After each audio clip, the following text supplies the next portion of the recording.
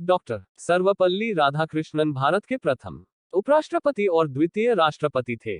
वो एक आदर्श शिक्षक, महान दार्शनिक और हिंदू विचारक थे। उनके श्रेष्ठ गुणों के कारण भारत सरकार ने सन 1954 में आपको देश के सर्वोच्च सम्मान भारत रत्न से सम्मानित किया। वो यह पुरस्कार पाने वाले देश के पहले व्यक्ति थे। आपका जन्मदिन 5 सितंबर को होता है, जो पूरे देश में शिक्षक दिवस के रूप में मनाया जाता है। डॉक्टर सर्वपल्ली राधाकृष्णन का जन्म 5 सितंबर 1888 को तमिलनाडु के तिरुतनी ग्राम मद्रास में एक ब्राह्मण परिवार में हुआ था। उनके पुरखे सर्वपल्ली नामक गांव में रहते थे, इसलिए राधाकृष्णन के परिवार के सभी लोग अपने नामों के आगे सर्वपल्ली उपनाम लगाते थे। आपके पिता का नाम सर्वपल्ली वीरास्वामी और माता का नाम सीताम्मा था। राधाकृष्णन के 4 भाई और एक बहन थी। डॉक्टर सर्वपल्ली राधाकृष्णन का विद्यार्थी जीवन राधाकृष्णन बचपन से ही मेधावी छात्र थे। उनको क्रिश्चियन मिशनरी संस्था लुथन मिशन स्कूल तिरुपति में 1896-1900 के मध्य पढ़ने के लिए भेजा गया। मद्रास क्रिश्चियन कॉलेज मद्रास से उन्होंने स्नातक की शिक्षा प्राप्त की। स्नातक की परीक्षा 1904 में कला वर्ग में प्रथम श्रेणी में पास की। मनोविज्ञान, इतिहास और गणित विषय में विशेष योग्यता प्राप्त की। उन्होंने बाइबिल का अध्ययन भी किया। क्रिश्चियन कॉलेज में आपको छात्रवृत्ति मिली।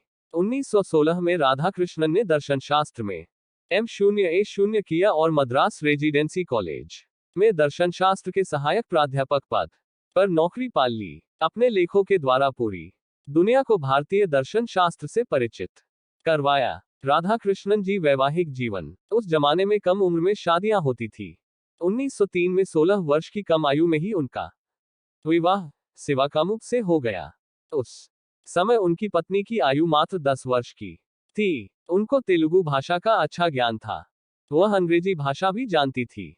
1908 में राधाकृष्णन दंपति को एक पुत्री का जन्म हुआ। डॉक्टर सर्वपल्ली राधाकृष्णन जी का राजनीतिक जीवन 1947 में अपने ज्ञान और प्रतिभा के कारण डॉक्टर सर्वपल्ली राधाकृष्णन को संविधान निर्मात्री सभा का सदस्य बनाया गया। उनको अनेक विश्वविद्यालय का चेयरमैन बनाया गया।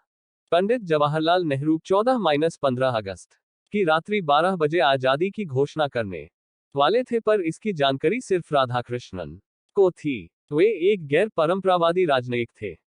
जो मीटिंग देर रात तक चलती थी उसने डॉक्टर राधाकृष्णन रात 10 बजे तक ही हिस्सा लेते थे, क्योंकि उनके सोने का वक्त हो जाता था। उपराष्ट्रपति के पद पर कार्यकाल 1952 में सोवियत संघ बनने के बाद डॉक्टर राधाकृष्णन को संविधान के अंतर्गत उपराष्ट्रपति का एक नया पद सृजित करके उपराष्ट्रपति बनाया गया।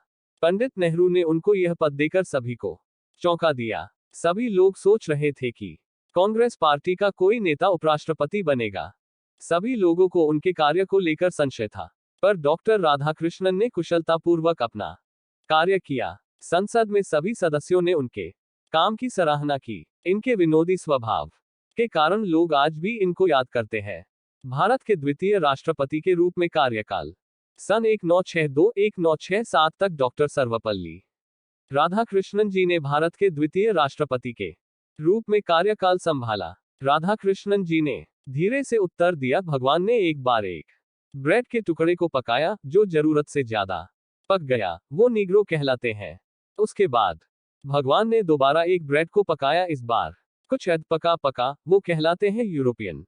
उसके बाद भगवान ने सही तरीके से सही समय तक उस ब्रेड को पकाया जो अच्छे तरीके से पका, उन्हें कहते हैं भारतीय।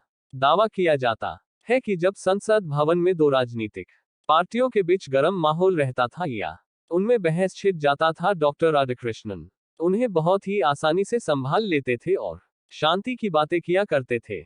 उन्होंने कहा कि भगवद गीता या बाइबल से छंद सुनाना भीड़ के भीतर अनुशासन पैदा करने के लिए होता है। भारत के पूर्व प्रधानमंत्री जवाहरलाल नेहरू जी कहना था कि डॉक्टर राधाकृष्णन हमेशा संसदीय सत्र को पारिवारिक सभा में बदल देते थे।